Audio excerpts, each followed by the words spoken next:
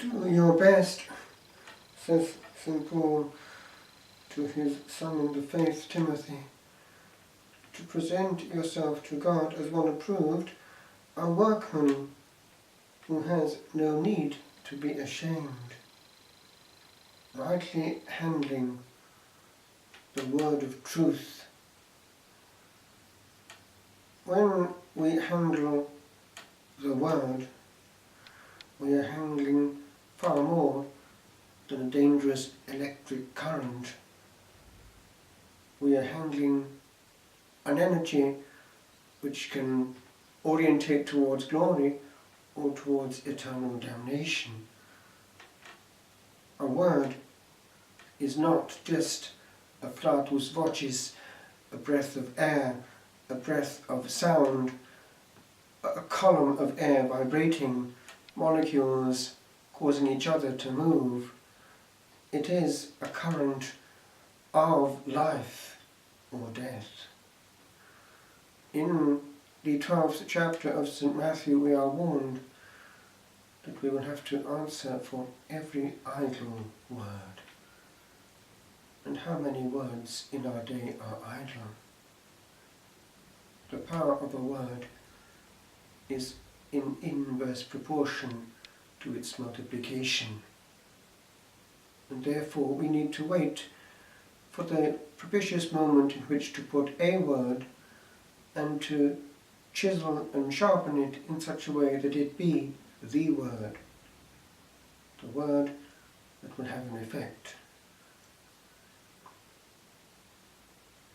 When the scriptures were being translated into more contemporary Welsh, centuries after the initial translation by the Anglican Bishop William Morgan in 1588, there was much talk about the word, and in one sermon preached in one of the chapels in Aberystwyth on the occasion of initially the publication of the new translation of the New Testament into Welsh, the preacher had this to say: the word is somewhat like an energy coming through a wire, but the wire has to be a good transmitter. And when the words that we hear are no longer the words that we speak, then they are perhaps dulled, and therefore the word coming to us in our own word speaks twice over to the heart.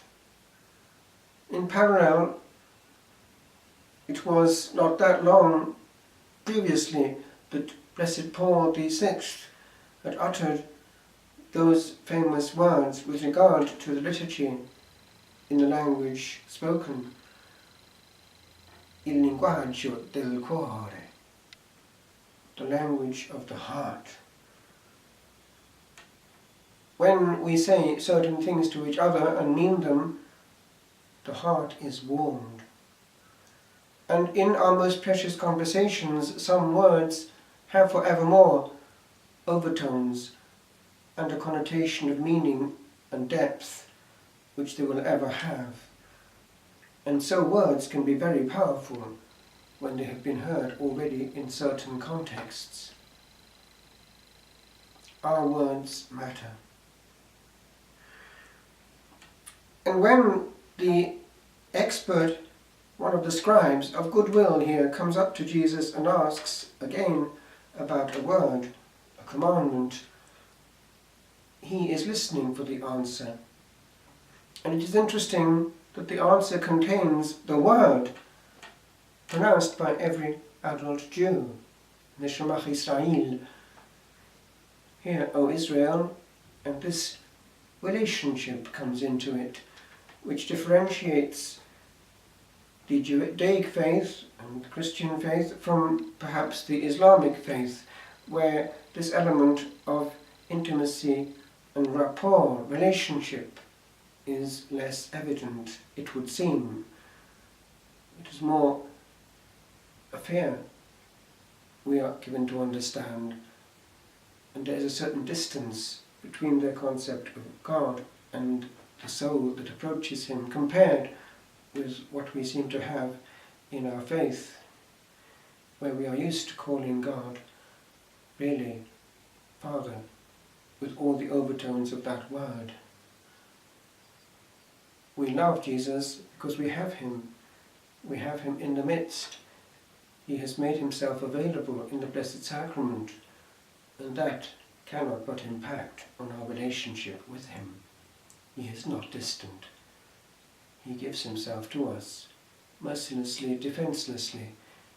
We have no defence but ourselves, and he depends on us to be his shield against abuse, and indeed against ourselves. We damage ourselves by not realizing who it is that we handle. And so here we are handling the Word made flesh, and in our faith that Word makes flesh. That is to say, the power of the consecration makes a change. And in the old rite it is only a whisper.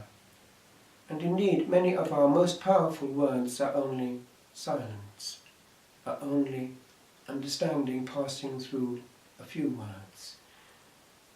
Some of the greatest actions of mankind are like God's in this. They are silent. A noisy man is a nuisance. A man of depth has power.